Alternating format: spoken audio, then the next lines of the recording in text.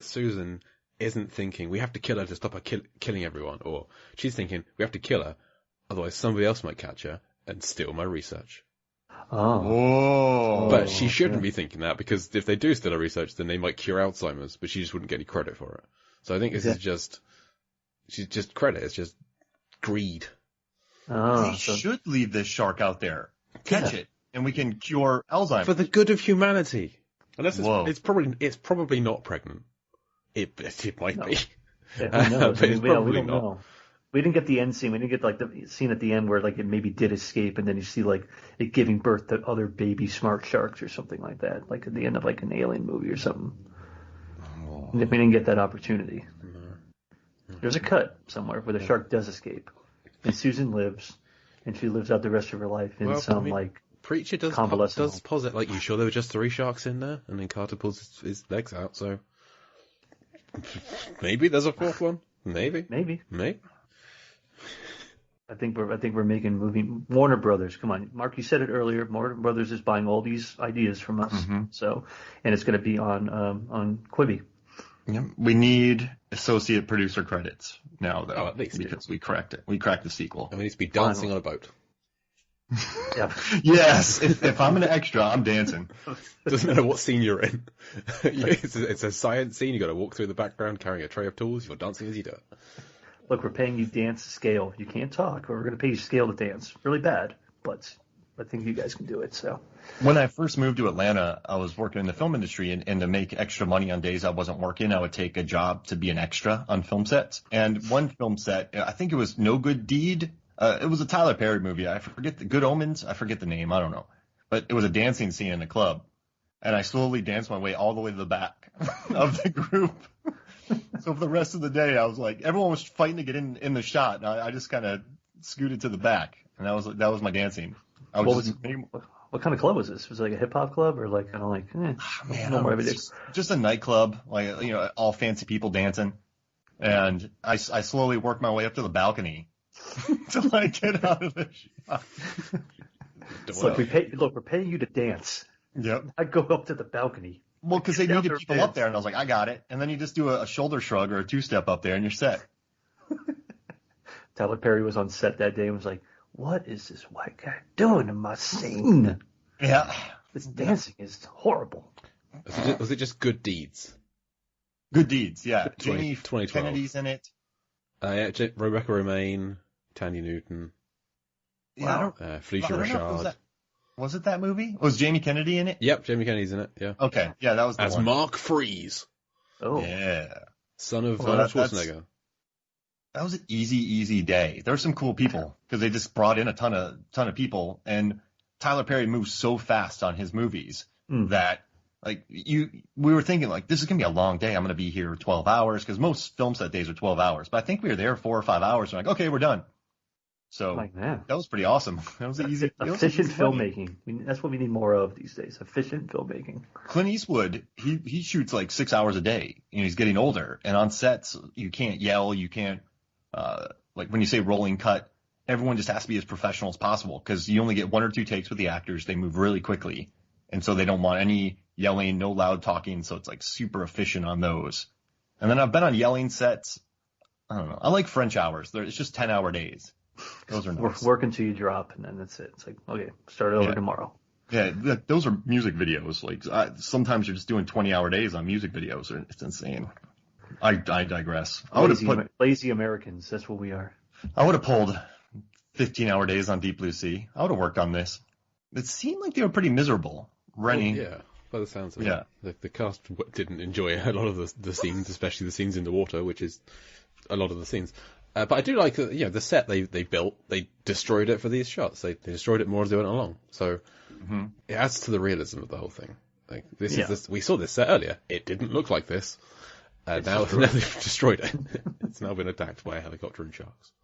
I mean, from a producing aspect, like, they really reined Rennie Harlin. But yeah, they really reined him in. And I think it's smart. You build this set on some hydraulics and you just drop it down a little bit. Like, they really did a good job with this. And like the overhead shot that we start this scene off at, I love it because it sort of reestablishes the geography of where you're at. It resets you. And then they go into the room that they established earlier with Rappaport, so we know about that. And then it just, then you have the fence line, which I already discussed. I do appreciate the scene because it does make narrative sense in regards to location and who's around and what the plan is. Oh, they went into that door that we saw earlier because it's on the top. It still hasn't sunk. So I dig it. I think it's pretty neat the way they handle this because it all makes ABC sense, I would say, like very linear sense. I love that there's still some things on fire. They've been burning for hours. So even after that hurricane and tropical storm, everything's still kind of sort of on fire. These small little oil slicks are still burning no matter what. And when there's a bit in this chapter where there's just a giant chunk of debris falls off a building in the background. Yeah. It's still happening. It's still going. I do like that establishment though, where it's like, hey, I remember this when it was above water and everything was fine and people were dancing and having a good time, and then it's like completely opposite then. But it's feel like you haven't seen it in the past like hour and 20 minutes, so it's kind of a cool dynamic where like, oh, well, we're back at the top, but it's not the top we remember. Right? There's been a couple of shots of how it looks, but this is the most time we've spent up here, definitely. I enjoy when I wanted when Carter says these fences are titanium underneath, but on top they're just plain steel. I wanted Susan to go, yeah, I know. Scoggins never shuts up about it. All the time. Every other conversation is about these bloody fences and how steel and titanium. We know, we get it. What's your point? But she doesn't. She doesn't listen to Scoggins. No one does. Sounds like a lot of sexual tension between them, those two, between the titanium and the steel. They just can't get it on. I know, Carter. I know. I'm offended. No. No, sorry. I got to do that every time we talk. That's a great thing that you just said. She does not listen to Scoggins. When Scoggins talks, it just goes one ear out the other. He's a joke. Would you ever listen to Michael Rappaport in fake life or real life? No. Follow him on Twitter. It's great. Have you seen the poster on Deep Blue Sea Twitter? Or Deep Blue Sea? Who made that, Jay? Did you make that? Yeah, I made that. Oh, it's beautiful. It was lovely. I love that. The Scoggins cut. Yeah, Justice for Scoggins. Put him on the poster. I want a scene where he's talking and she just does not listen at all. No. She just responds to something else. He asks a question. She's like, I don't know, green, and just walks away. It's like, were you listening to me just now? It's like, no, I was talking about the curtains I want for my new house. Green. It's like, well, the sharks, the titanium, the sharks. Like, one of the sharks escaped. The gates were locked. Susan, this is important. They locked the gates. Wait, the sharks locked the gates? It's behind them. This is something we haven't thought about. They didn't jump the gate. I unlocked it. Can we go back a little bit? Okay, on the Aquatica, when Russell Franklin is walking in, the door behind him closes and locks, and they make a big deal about that. Yep. But that locking door really sort of means nothing. Nope. No.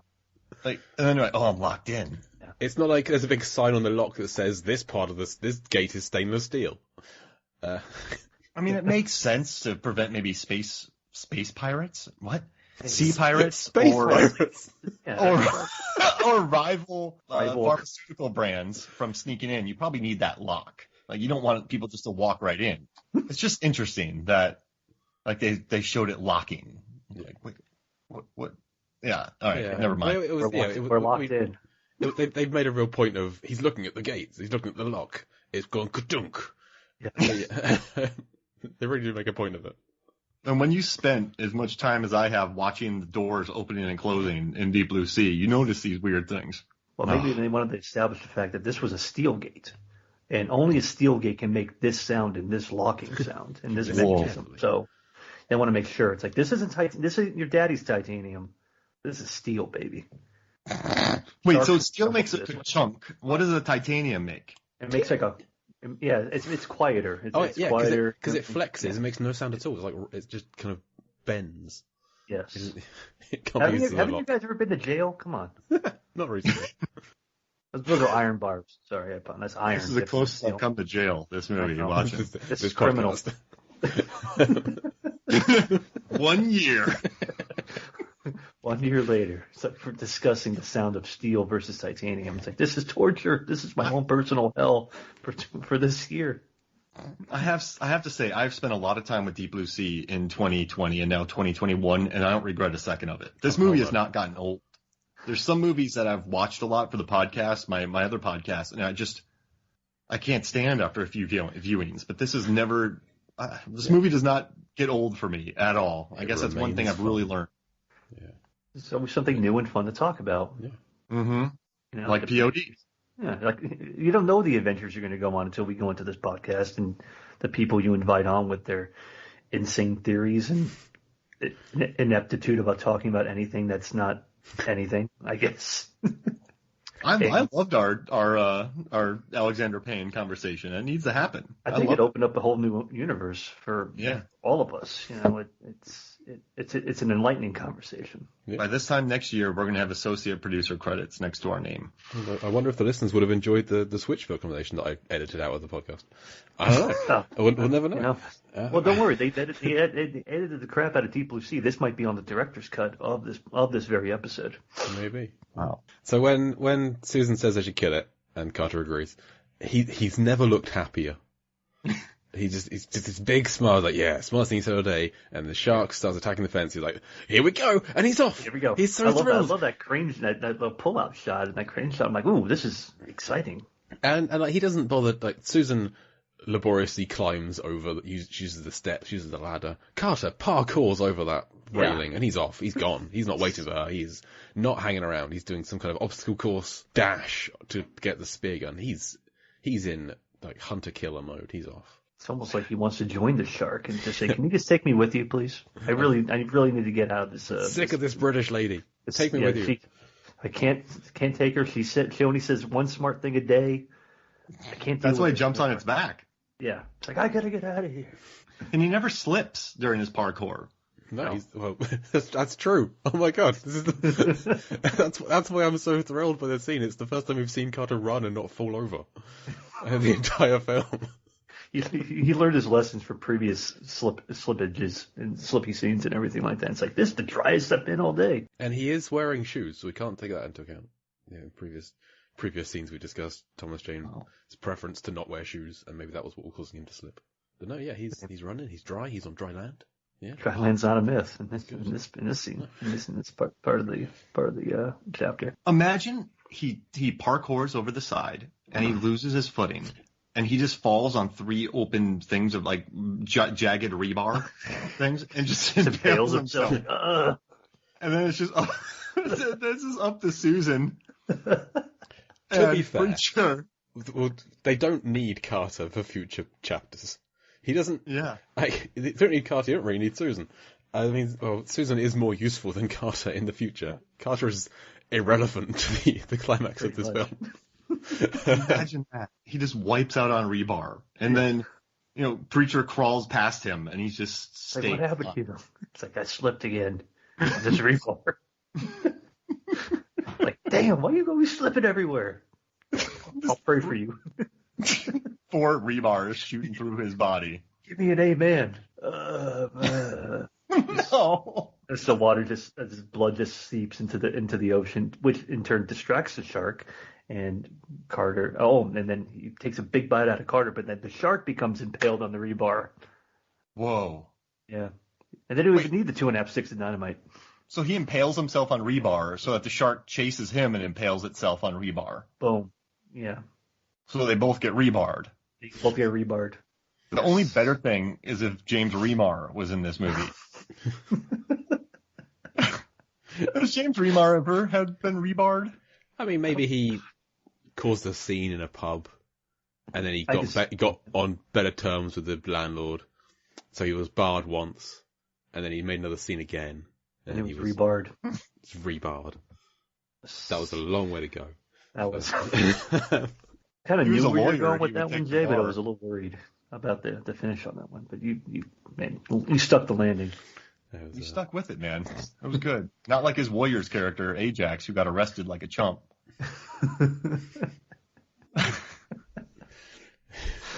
Oh. No, okay. Paige, one of our guests on Deep Blue Sea, does not like James Remar. She does not. She's not a fan. What's not to like about James Remar? I get him too confused with Clancy Brown most of the time. Though that's my only trouble with James Remar. Yeah. I've never